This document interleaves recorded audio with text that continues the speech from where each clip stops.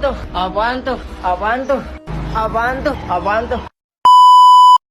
A few moments later. Assalamualaikum warahmatullahi wabarakatuh. Yang terhormat Ibu Syarifah selaku guru PKK, pada kesempatan kali ini kami akan menjelaskan tentang proposal usaha. Sebelum lanjut ke materinya, kita perkenalan dulu ya. Saya selaku moderator Nur Intan Andalia. Saya Nabila Nurajija. Saya Rizka Ayu Fatwawati. Saya Zaini Latifah. Saya Safira Indah Putri. Saya Sarah Aisyah.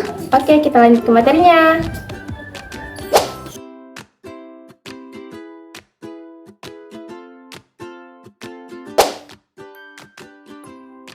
Pengertian proposal usaha. Apa sih proposal usaha itu?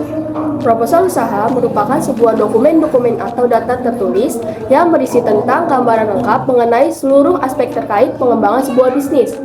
Biasanya proposal usaha dibuat oleh pemilik bisnis untuk mengetahui hal-hal penting yang mencakup dokumen internal maupun eksternal yang berdasarkan fakta. Selain rencana usaha, di dalam proposal usaha juga terdapat strategi dan juga sasaran. Sasaran bisnis dalam sebuah proposal usaha berkaitan dengan apa yang ingin dicapai dari sebuah bisnis.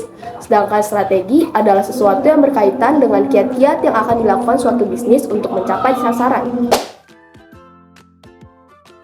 Selanjutnya yaitu ada tujuan proposal usaha. Yang pertama yaitu ada menambah pendanaan. Pemilik bisnis akan menyerahkan proposal usaha kepada calon investor yang berpotensial untuk menanamkan modal.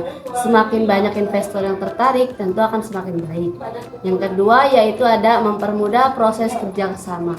Jika kamu adalah seorang pebisnis, maka perlu nih untuk menyerahkan proposal usaha kita agar calon mitra bisnis dari perusahaan lain semakin mantap dan menjalin kemitraan di perusahaan kita. Yang ketiga yaitu ada memperluas jaringan. Perusahaan atau badan usaha tertentu akan ada yang menyusun proposal untuk memperluas jaringan pasar. Sebab jaringan yang luas akan memperbesar peluang untuk berkembangnya usaha. Yang keempat yaitu ada memperbanyak jumlah pelanggan proposal. Nah, jumlah proposal usaha juga bisa dibuat nih untuk menarik pelanggan baru yang memang ditargetkan sebagai pembeli sehingga menambah keuntungan. Dan yang kelima yaitu ada mempromosikan usaha. Proposal disusun untuk target pasar yang lebih luas dan belum terfokus ke kalangan tertentu. Dengan begitu, bisnis akan lebih dikenal oleh masyarakat luas. Selanjutnya yaitu manfaat proposal usaha. Yang pertama, membantu pengusaha untuk memahami bisnis secara lebih baik. Poin yang kedua, memfasilitasi proses pembiayaan bisnis. Poin yang ketiga, menunjukkan keseriusan dan profesionalisme pengusaha. Selanjutnya, poin yang keempat, memungkinkan pengusaha untuk mengukur kemajuan bisnis. Poin yang kelima, memfasilitasi pengambilan keputusan yang tepat. Poin yang keenam, memfasilitasi kolaborasi dengan mitra bisnis atau calon karyawan. Poin yang ketujuh, memungkinkan pengusaha untuk memajukan lisensi atau izin bisnis. Poin yang kedelapan, meningkatkan efisiensi dan efektivitas operasi bisnis. Poin yang kesembilan, memungkinkan pengusaha untuk memperluas bisnis. Selanjutnya, poin terakhir yaitu poin nomor ke-10, meningkatkan kepercayaan pelanggan. Selanjutnya, cara membuat proposal usaha. Yang pertama, buat pendahuluan. Langkah pertama yang harus dilakukan yaitu merangkai bagian pendahuluan. Biasanya isi dari bagian pendahuluan ini yaitu mengenai latar belakang usaha yang akan dijalankan. Cantumkan visi dan misi usaha, gambaran, hingga target yang akan dicapai ke depannya. Hal tersebut perlu dimasukkan dalam proposal agar investor semakin yakin menanamkan modal ke bisnis Anda. Yang kedua, cantumkan profil perusahaan. Selanjutnya, teman-teman perlu membuat profil perusahaan atau bisnis secara singkat dan jelas. Dalam hal ini, teman-teman hanya perlu mencantumkan 3 poin dalam profil tersebut, seperti jenis usaha, nama, dan juga lokasi perusahaan. Bagian ini bisa dikatakan lumayan penting karena dari sini investor bisa menggali seberapa besar potensi bisnis yang Anda di pasaran. Yang ketiga, buat struktur organisasi perusahaan. Apabila bisnis yang teman-teman jalankan sudah memiliki sistem yang baik, maka teman-teman bisa memasukkan struktur organisasi perusahaan. Meski sistem manajerial bisnis teman-teman belum jalan dengan sebaiknya, untuk tetap memasukkannya ke dalam proposal untuk dijadikan sebagai bahan pertimbangan. Yang keempat, jelaskan produk Anda. Pada tahap selanjutnya, teman-teman perlu menjelaskan tentang produk yang Anda jual, mulai dari jenis, cara pembuatan, hingga keunggulannya.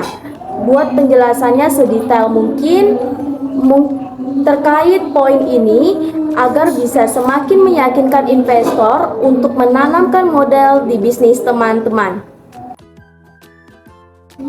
Yang kelima, ada penentukan target pasar.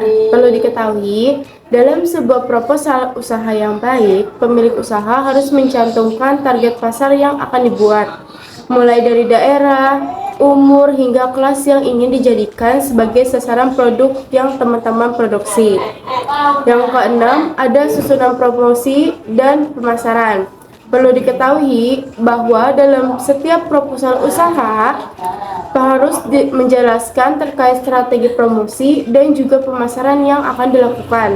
Di bagian ini, teman-teman harus menjelaskan secara detail tentang strategi pemasaran dan juga bagaimana promosi yang dilakukan agar bisa menarik minat konsumen. Dari sini, investor bisa menganalisa berapa keuntungan yang akan didapatkan nantinya. Yang ketujuh, ada susunan laporan keuangan. Pada bagian ini, cara membuat proposal pengajuan dana usaha. Ini teman-teman perlu menuliskan alokasi dananya. Selain itu, teman-teman juga perlu mencantumkan perhitungan laba dan perhitungan bagi hasilnya. Perlu diketahui, hal tersebut harus dilakukan secara realistis, mengingat setiap usaha memiliki risiko masing-masing. Yang kedelapan, ada buat penutup. Pada bagian penutup ini, teman-teman perlu mencantumkan atau menuliskan kembali apa saja yang dapat semakin meyakinkan calon investor. Teman-teman juga bisa menambahkan harapan dan doa atas proposal yang telah diajukan. Jangan lupa sampaikan terima kasih karena investor sudah bersedia membaca proposalnya. Yang kesembilan, ada susunan lampiran.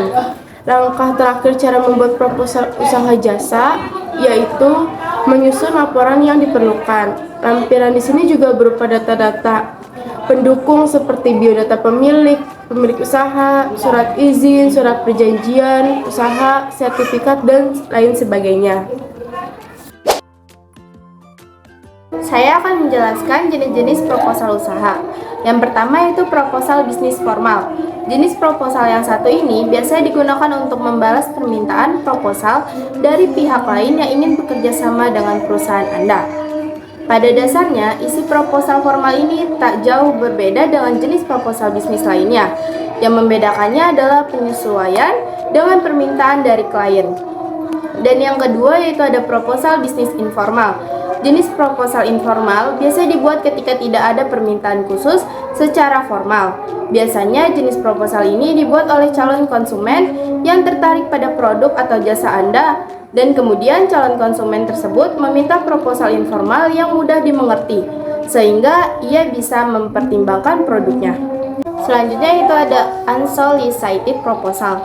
Jenis proposal yang dibuat tanpa ada permintaan khusus secara resmi dan juga tidak diminta secara rinci. Unsolicited proposal umumnya berbentuk brosur atau email broadcast.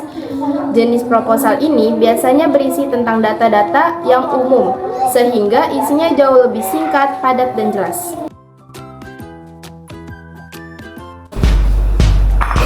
Penasaran nih? Tet, Orang thumbnail. Naik geprek. Bukan dia.